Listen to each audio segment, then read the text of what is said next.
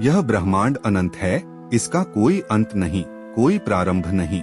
भारतीय शास्त्रों में इस ब्रह्मांड को एक दिव्य देह की तरह वर्णित किया गया है, जहाँ हर लोक, हर दिशा, हर गति चेतना के किसी विशेष स्तर को दर्शाती है। इन चेतनाओं को ही लोक कहा गया है। शास्त्रों के अनुसार हमारे ब्रह्मांड में 7 प्रमुख लोक हैं, जिन्हें सप्तलोक कहा गया है। ये लोक केवल भौगोलिक या अंतरिक्षीय स्थान नहीं हैं, ये आत्मा की यात्रा के 7 चरण हैं। यह यात्रा आरंभ होती है पृथ्वी से और समाप्त होती है सत्यलोक में, ब्रह्मा के लोक में। लेकिन इन 7 लोकों के मूल में एक ही शक्ति काम करती है, भगवान विष्णु। वही नाभिक हैं, वही आधार हैं। इन्हीं की माया से लोक निर्मित हैं और उन्हीं के संकल्प से ये चलते हैं। भूलोक कर्मभूमि की वास्तविकता। भूलोक वह धरातल है जहाँ हम और आप जीते हैं। यही वह स्थान है जहाँ आत्मा अपने कर्मों को करती है और उनका फल पाती है। जीवन, मृत्यु, सुख, दुख, मोह, माया सब यहीं पर है। यह लोक 5 तत्वों पृथ्वी, जल, अग्नि, वायु और आकाश से बना है। लेकिन इस स्थूल जगत में भी हर आत्मा के भीतर एक सूक्ष्म दैवी तत्व होता है, जिसे शास्त्रों ने परमात्मा कहा है। यह परमात्मा कोई और नहीं, स्वयं भगवान विष्णु हैं। वे हर जीव के हृदय में छिपे साक्षी हैं। वे हर विचार, कर्म और संकल्प को जानते हैं। भूलोक को कर्मभूमि कहा गया है, क्योंकि यहीं पर आत्मा को पूर्ण स्वतंत्रता दी जाती है। वह चाहे तो देवत्व की ओर बढ़े या अधोगति में गिरे। स्वतंत्रता ही विष्णु की सबसे महान देन है। भूलोक के ऊपर जो अगला स्तर आता है, उसे भुवरलोक कहा गया है। यह लोक न तो पूर्ण रूप से स्थूल है और न ही पूर्ण रूप से सूक्ष्म। यह मध्य स्तर है, जहाँ आत्मा धीरे धीरे स्थूल से सूक्ष्म की ओर बढ़ती है। यहाँ यक्ष, गंधर्व, किन्नर, सिद्ध और अप्सराएं निवास करते हैं। ये सभी दिव्य आत्माएं हैं जो उच्च चेतना में जीती हैं। यहाँ ऋषि मुनि तपस्या करते हैं और देवता गान करते हैं। भुवरलोक में हर क्षण नारायण की ध्वनि गूंजती है। यह लोक मन की शुद्धि का केंद्र है। यहाँ आत्मा अपने विचारों को शुद्ध करती है और आगे की यात्रा के लिए तैयार होती है। स्वर्लोक, पुण्य का प्रकाश। स्वर्ग का नाम तो आपने सुना ही होगा, लेकिन शास्त्रों में इसे स्वर्लोक कहा गया है। यह लोक पुण्य आत्माओं का विश्राम गृह है।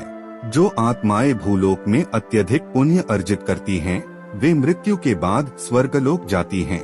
यहाँ का जीवन अत्यंत सुंदर होता है। स्वर्णमयी महल, अमृत की नदियाँ, गंधर्वों का संगीत और अप्सराओं का नृत्य, सब कुछ दिव्य और मनोहर होता है। लेकिन ध्यान रहे, यह अंतिम गंतव्य नहीं है। स्वर्ग का सुख स्थायी नहीं है। जब पुण्य समाप्त हो जाता है, आत्मा को फिर से भूलोक में जन्म लेना पड़ता है। यही कारण है कि स्वर्गलोक को प्रलय से पहले की विश्राम स्थली कहा गया है। स्वर्ग के ऊपर आता है महरलोक। यह लोक सामान्य पुण्य के परे है। यहाँ वे आत्माएं पहुँचती हैं जो केवल पुण्य नहीं, अपितु तप, ध्यान और ब्रह्मचिंतन में पूर्णतया लीन होती हैं। महर्षि भृगु, अत्रि, वशिष्ठ जैसे तपस्वी यहीं निवास करते हैं। यह लोक अग्नि का प्रतीक है, लेकिन वह अग्नि जो बाहर जलाने के लिए नहीं, बल्कि भीतर की अज्ञानता को जलाने के लिए है। केवल चेतना रह जाती है, शुद्ध, निर्मल, दिव्य। विष्णु यहाँ चिन्मय रूप में निवास करते हैं, केवल चेतना के रूप में। जनलोक, शुद्ध ज्ञान की भूमि। महरलोक से ऊपर आता है जनलोक। यह लोक अत्यंत दिव्य और शांत। यहाँ न समय है न गति, केवल ब्रह्म ज्ञान है। सनक, सनंदन, सनातन, सनत कुमार जैसे ब्रह्मर्षि यहाँ निवास करते हैं। ये आत्माएं पुनर्जन्म के बंधन से मुक्त हैं। ये केवल ब्रह्मा की चर्चा करती हैं, उसकी अनुभूति में लीन रहती हैं। यह लोक शब्दों से परे है। यहाँ कोई भाषा नहीं, केवल विचार हैं, शुद्ध, निष्प्रिय और सत्य। भगवान विष्णु यहाँ ब्रह्म स्वरूप में अनुभव होते हैं, न रूप न आकार, केवल चेतना। जनलोक के ऊपर है तपोलोक। यह लोक अत्यंत ऊर्जावान है।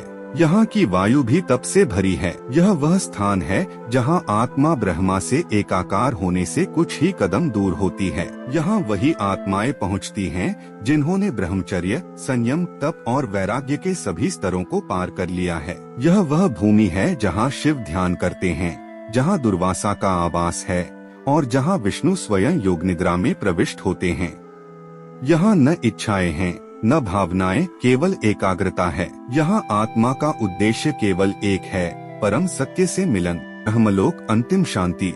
यह सप्त लोकों की अंतिम सीढ़ी है। यह वह स्थान है जहाँ ब्रह्मा निवास करते हैं, सृष्टि के निर्माता। लेकिन ध्यान रहे, ब्रह्मा भी विष्णु से ही उत्पन्न हुए हैं। सत्यलोक वह अवस्था है जहाँ आत्मा मोक्ष प्राप्त कर चुकी होती है। यहाँ जन्म, मृत्यु, काल, शरीर सभी समाप्त हो जाते हैं। यह लोक अचल है, नष्ट नहीं होता। यहाँ केवल सत्य है, नित्य, शुद्ध और परम। यहाँ विष्णु परम पुरुष के रूप में होते हैं। उनका विराट स्वरूप संपूर्ण ब्रह्मांड को ढक लेता है। विष्णु ही वह चेतना है जिससे यह सब उत्पन्न हुआ। ब्रह्मा उनकी नाभि से निकले, शिव उनकी चेतना से जागृत हुए और शक्ति उनकी माया से प्रकट हुई। हर लोक में विष्णु की एक विशेष उपस्थिति होती है। भूलोक में हृदय में छिपे साक्षी, भूवरलोक में ध्यानमग्न विष्णु, स्वरलोक में देवों के अधिपति के रूप में, महरलोक में चिन्मय रूप, जनलोक में ब्रह्म रूप, पोलोक में योग निद्रा, सत्यलोक में परम पुरुष। श्रीमद् भागवत और पुराणों के अनुसार जब कुछ भी नहीं था, केवल विष्णु थे।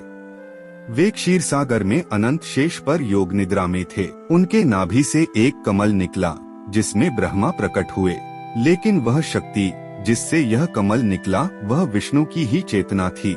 आज जो विज्ञान ऊर्जा, विस्फोट, बम और प्रकाश की बात करता है, सब उसी विष्णु की मूल ऊर्जा का ही भौतिक रूप है। हर अणु, हर कण उसी की लहर है। हमारी यात्रा केवल पृथ्वी तक सीमित नहीं है। आत्मा की यात्रा सप्त लोकों से होती हुई सत्यलोक तक जाती है। लेकिन हर लोक में एक ही तत्व व्याप्त है, विष्णु। जो इन लोकों को समझे वह आत्मा की सीढ़ियों को समझता है, और जो विष्णु को समझे वह ब्रह्मांड के रहस्य को जान जाता है। वह न आदि हैं, न अंत। वे ही मार्ग हैं, वे ही लक्ष्य।